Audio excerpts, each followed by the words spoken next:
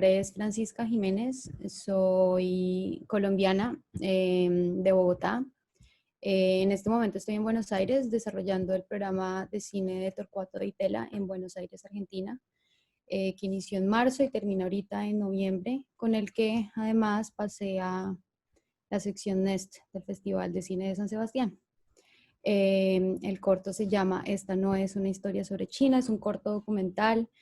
que tiene también como rasgos experimentales, narrativos, y sí, lo desarrollé en esta coyuntura extraña y lo terminé y con él estamos acá. Esta no es una historia sobre China, como que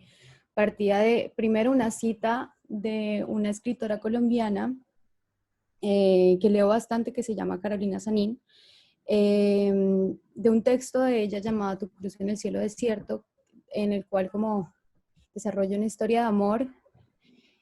con otro escritor y mencionan a China varias veces porque tiene que ver como con un viaje, con diferentes viajes.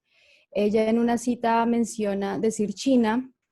es como decir lejísimos y también decir China es como decir ni idea. Entonces me acordé de una caja de fotografías que hay en mi casa porque mi padre fue militar de las Fuerzas Armadas en Colombia.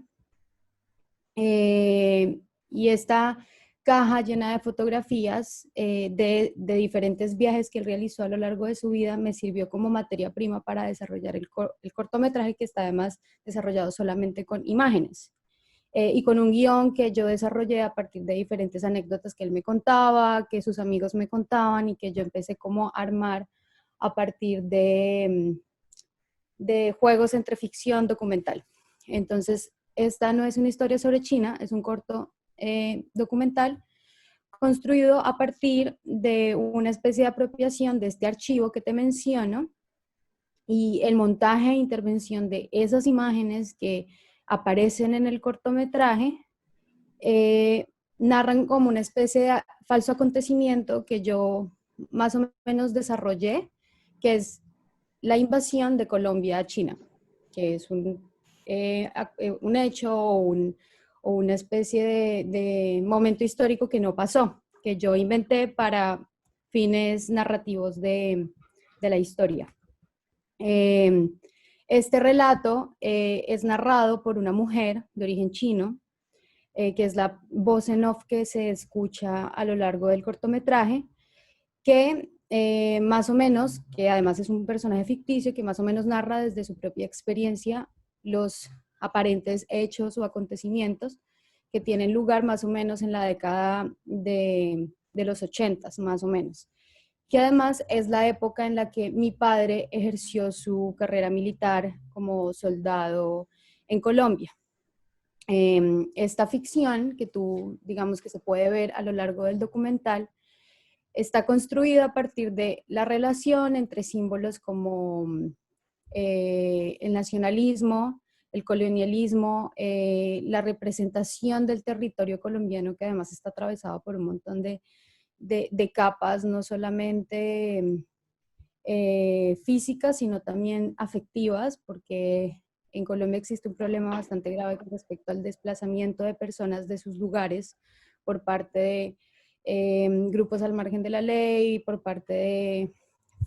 fuerza estatal, por parte de grupos paramilitares, y una guerra en Colombia que lleva más de 70 años como consolidándose.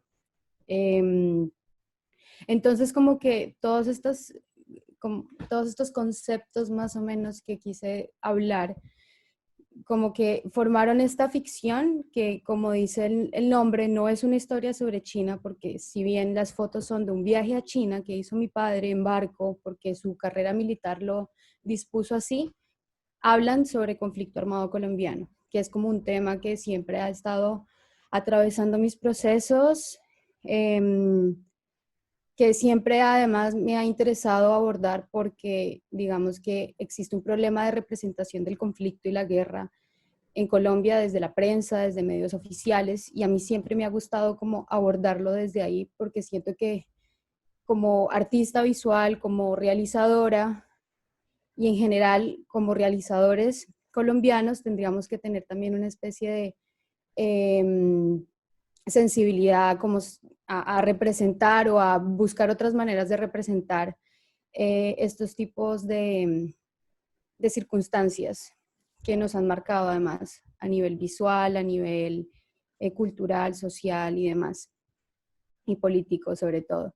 Entonces, como es sabido, además el conflicto armado colombiano está atravesado por muchas capas, por muchas formas, por muchas aproximaciones, por muchos interlocutores, y el corto documental lo que